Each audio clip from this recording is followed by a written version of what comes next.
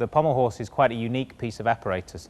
It doesn't have too many similarities with any of the other gymnastics apparatus, but it is great fun and quite easy for many young boys to begin to get to grips with. It involves the majority of its work supporting on the hands, which is quite a strange thing, and we have to do a lot of conditioning for that. The easy part of pommel horse is that essentially there's only one element to learn. Here it is.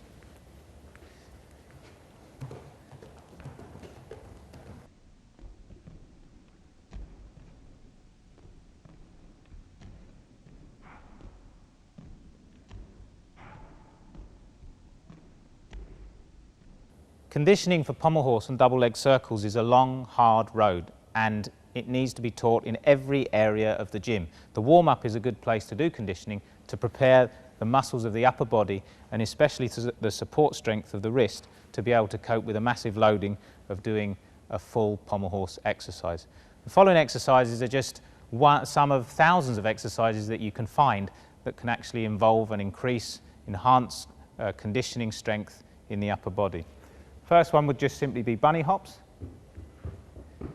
Anything that takes the weight on the hands. Same sort of exercise but moving from side to side. The idea of transferring weight from one side of the body to the other is essential. Taking weight on your hands. The next exercise can simply be to walk forwards, dragging the feet, ensuring that the gymnast has socks on to avoid carpet burns, and just to be able to pull the floor in front of them and get to the other end. The same can be done in back support, keeping the hips held high, pressing against the floor, dragging the feet with socks on, which is similar to the actions needed for moving up and down the pommel horse.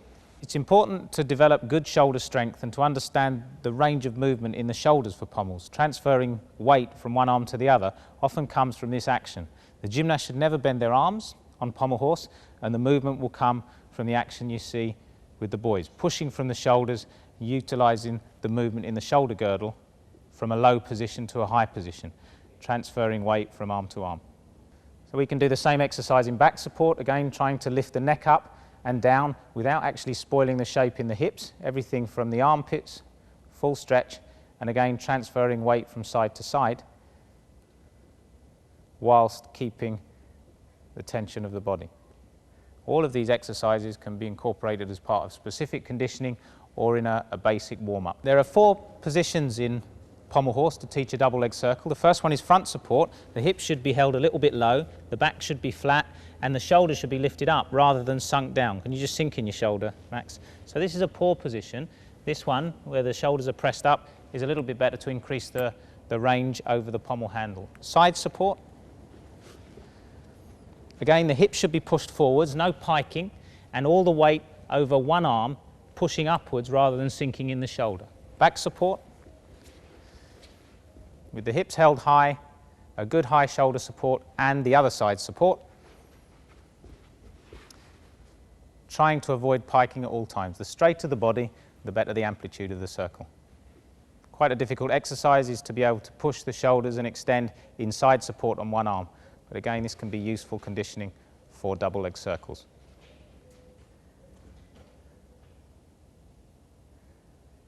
Any exercise that involves pushing from the hands will have relevance for handsprings, pommel horse, parallel bars, and support strength. Being able to transfer weight is important from front support to back support and back to front support without breaking shape. The body should be long and extended with the back flat in the right position. One more time, boys, a little bit faster, and back fast. Many repetitions of these exercises will start to develop the necessary strength. So at some point, the gymnast will have to make a decision as to which way they'll do a double leg circle. The general principle is that if a gymnast twists to the left, then the circle will go anti-clockwise. If the gymnast twists to the right, the circle will go clockwise. So assuming they know which way they twist, you should be able to develop the double leg circle. Most gymnasts twist to the left and should circle left. If you're not sure which way your gymnast twists, then you have to go through many checks to find out the best way for them to twist. Needless to say, it's very important that all twisting should be in the same direction, and it's helpful if the double leg circles follow that method too. Once you've identified which way the gymnast is going to circle, you can begin on the floor area with their hands on a line as a means of visual information, they can start walking around a quarter of a circle, keeping their body as straight and extended as possible, stopping inside support, continuing with small steps round to back support, keeping the hands in the same place. You can draw hand marks on the floor or use a line. 3/4 circle to the other side, making sure the hips stay straight and facing forwards. And then hand down to do the last part. Many, many repetitions of that without breaking body shape. Once the gymnast has an understanding of which way they're going to circle and the basic shapes required, you can show the start position, which is front support, a small step across with one foot, keeping the hips held low and trying to keep the hands on the floor, then a quarter circle to finish inside support. If you can do that once more, guys. And the important thing here is to think about the bottom hip, the lower leg, leading the circle. And one more. So as you press, the left arm pushes in the opposite direction and the lower hip pushes underneath. It's important in these progressions to make sure the gymnast is wearing socks to avoid carpet burns. A slippery surface, a floor, is quite useful as well. So from front support, small step across and half circle to finish in back support. And the same again, the coach should be watching to make sure that there's no piking action and that the lower hip is leading the circle. The shoulders should be square at all times with the hands remaining in the same position. One more time. And after many weeks of practice, the boys should be able to extend that further to make 3/4 of a double leg circle until they're almost touching in back support. Yes, good. And then finally, a full circle back round to front support. Good. The important coaching points as the gymnast perform the double leg circles are to make sure that the shoulders stay square, that the hands stay in the same position, and that the hips are facing forward. In the first half of the circle, the lower hip should lead, and in the second half of the circle again, the lower hip should lead. The body should remain straight throughout. And ideally, the feet should stop dragging on the floor as the gymnast gets enough speed to circle round. When the gymnast comes to the mushroom, the next piece of apparatus from the floor, he can start in a front support position with the body straight, the back flat, and initiate the circle with the lower hip, in this case his left hip, leading the circle. He should then think about pushing his hips forward, walking round, and getting his hand down as quickly as he can to back support, showing that good high position. The second part of the circle, he should lead with his right hip going under to create that slight arch and acceleration of the heels leading the swing to finish round in back support. Can you just walk round on the floor, Max, now? Just showing those positions. Just walk round slowly, little steps.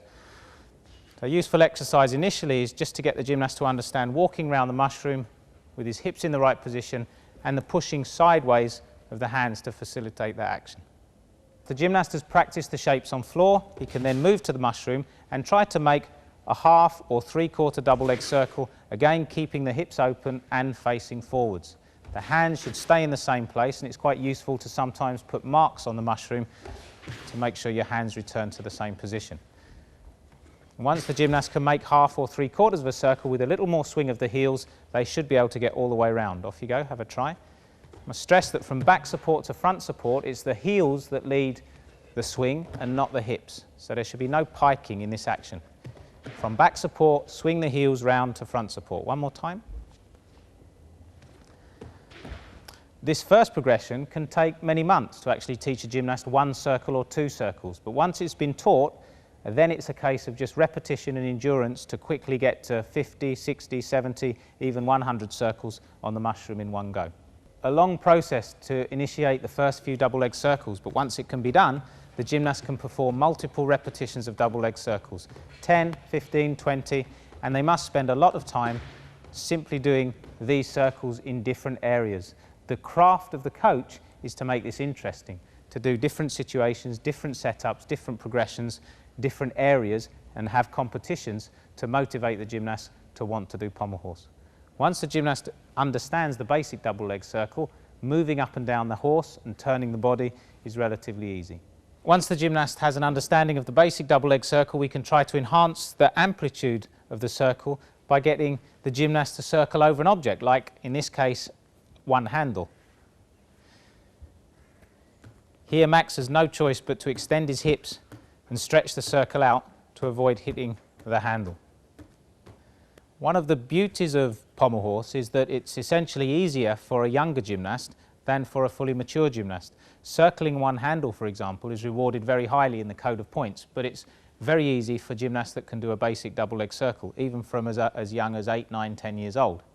The main principle is if you circle to the left, as Cameron does, your first hand should touch the handle in overgrasp and your second hand should be in undergrasp to provide a resistance of the hands working against each other. With your first hand in overgrasp and your other hand in undergrasp, you should be able to make a double leg circle.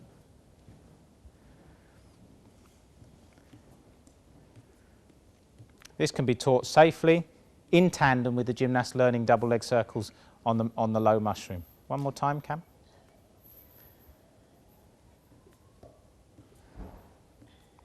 Again, the shape for the circle is learned and shouldn't change at all. The body should be extended, stretched out. The faster the gymnast can go, the more amplitude in the circle. The gymnast may now have spent many months perfecting a basic double leg circle on the floor and on the mushroom. Once he has that circle, the next step is to take that circle to any area of the horse. And when he can master the circle in every part of the horse, he can truly begin to develop advanced pommel horse work. The first stage could be circling inwards on a low horse with the handles taken out. Principle's the same, the body should be extended. Important to note here that the hands should be parallel. Here you see Max has got his left hand a little in front. The hands should remain side by side with the body stretched. Working on a low-level horse can often be a lot more difficult than working on a high horse. Removing the handles does make it a little bit easier for the gymnast to prepare to circle over the handles. So the first step would be on a low horse without handles in all areas, and then we can start putting obstacles in for the gymnast to try to circle over. Here Cameron will show you some outward loops, slightly more difficult than the inward facing loops, but the principle of the circle is the same as was taught on the mushroom. Hands should remain parallel, body square with the shoulders facing forward, and a good speed. One of the more difficult areas is to circle in the centre of the horse, because here the gymnast has to provide amplitude in both front and back support.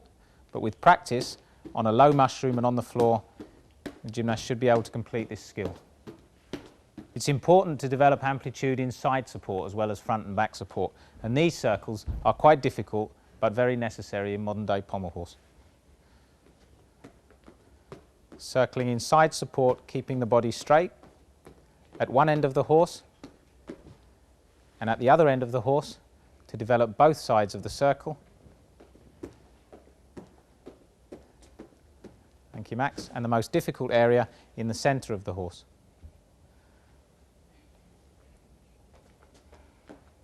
You can see the shape's breaking down a little bit for Cameron, slight piking.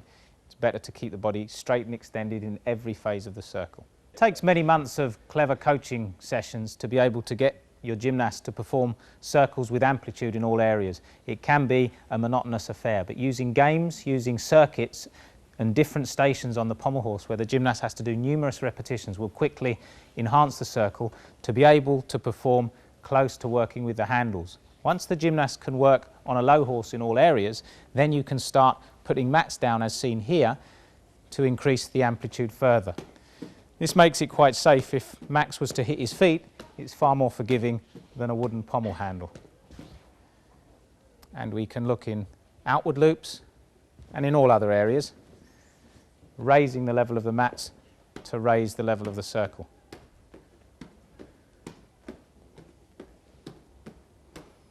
After many months of practice, the gymnast can be ready to work on the high horse. I wouldn't advocate small gymnasts working between the handles, or on the handles, should I say, because often the shoulder width is too small, and for the gymnast to make a big weight transference on wide adult-sized handles can be difficult. But at this age, they're ready to begin. Keep the circle extended.